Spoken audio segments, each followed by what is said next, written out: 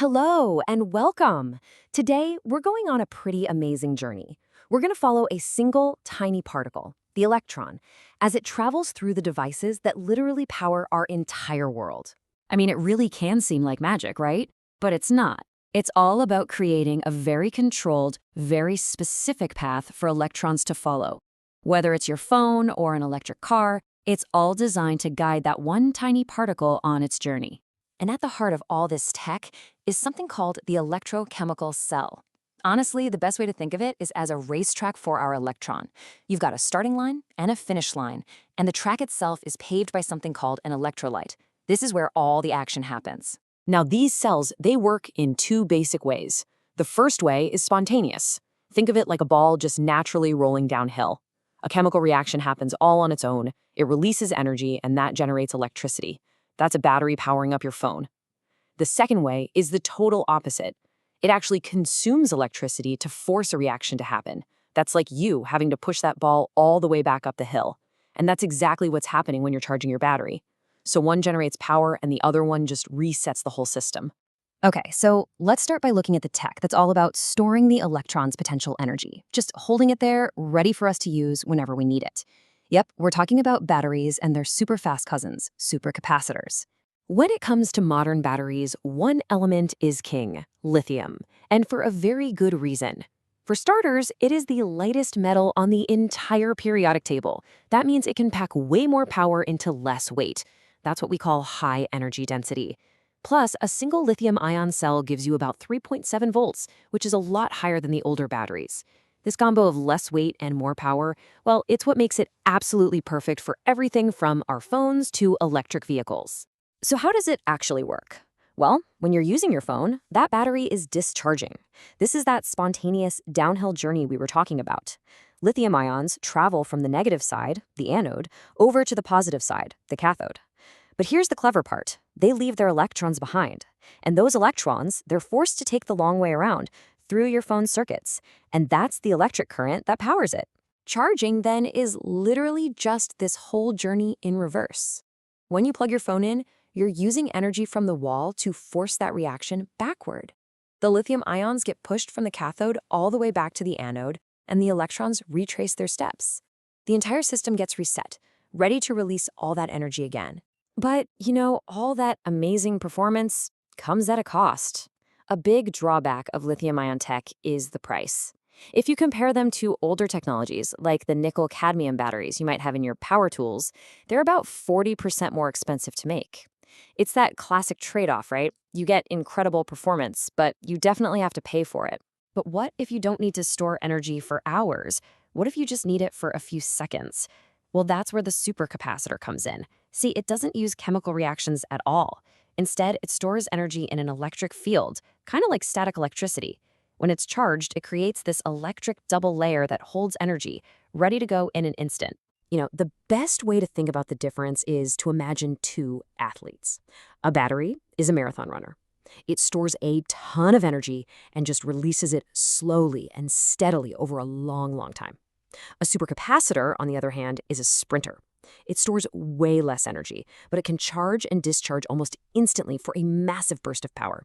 This is perfect for stuff like regenerative braking in electric cars, where you need to capture and release a burst of energy in just a few seconds.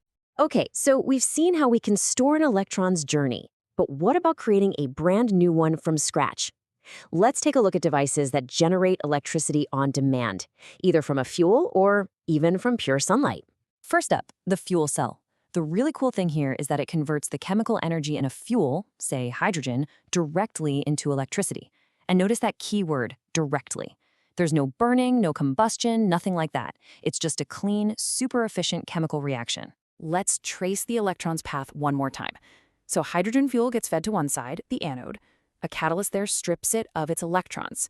Now, the protons that are left over, they go straight through a special membrane to the other side. But those electrons, once again, they're forced to take the long way around, and that creates our electric current. When they get to the other side, the cathode, they meet back up with the protons and with oxygen from the air. And the result?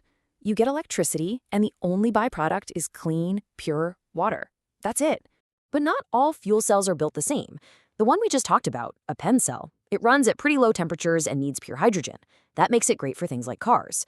But then you have something like a solid oxide fuel cell, or SOFC, and that is a different beast entirely. It runs incredibly hot. We're talking up to 1,000 degrees Celsius. That crazy heat lets it use different materials and run on all sorts of fuels, not just pure hydrogen. So it's much better for things like large-scale stationary power plants. So far, everything we've talked about uses a chemical reaction to get our electron moving. But there's another, even more fundamental energy source out there. What if the electron's journey isn't started by a chemical, but by a single particle of light? This is called the photovoltaic effect, and it's this amazing phenomenon where a material can generate an electric current just from being out in the sun. What's happening is that a photon of light comes flying in, it strikes an atom, and it has just enough energy to literally knock an electron loose, starting it on its journey and creating a current. This is the basic principle behind every single solar cell. So when you picture a solar panel, you're almost certainly picturing silicon. But have you ever stopped to wonder why?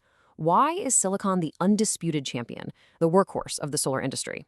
Well, there are a few huge reasons. First off, it's the second most common element on Earth. We literally make it out of sand. It's also a fantastic semiconductor, which means it has this perfect energy level, we call it a band gap, that's just right for sunlight to knock an electron loose. And finally, we can easily dope it, which just means adding tiny impurities to create a one-way street for those electrons to travel down. All of that, its abundance, its physics, how easy it is to work with, it just makes it a total winner. But not all silicon is created equal. The more perfect and orderly the silicon crystals are, the more efficient the solar cell is, but it also gets more expensive. So single crystal silicon, the most orderly, is the most efficient. Polycrystalline is a little messier, a little less efficient. And way down at the bottom, you have amorphous, thin film silicon, which is the cheapest to make, but also the least efficient. It's always this trade-off between how much it costs and how well it performs. And this is where things get really, really creative. There's something called a dye-sensitized solar cell, and it takes its inspiration directly from nature. Instead of using silicone, it uses organic dyes, which, get this, can be pulled from things like hibiscus tea or blackberries, to absorb sunlight and kickstart that electron's journey. It's basically like a man-made version of photosynthesis. How cool is that? So as we wrap things up here, it's pretty clear, right? Whether we're storing energy in a chemical, converting fuel directly, or catching photons from the sun, the fundamental goal is exactly the same. All of these incredible, amazing devices are really just different, ingenious ways of steering the journey of the electron so it can do useful work for us. From that chemical push inside a battery to the leap of faith an electron takes in a solar cell, we've gotten really, really good at controlling this tiny particle's path. And that just leaves one big question. As we get even better at this, what incredible new journeys for the electron are we going to invent next? Thanks for joining me.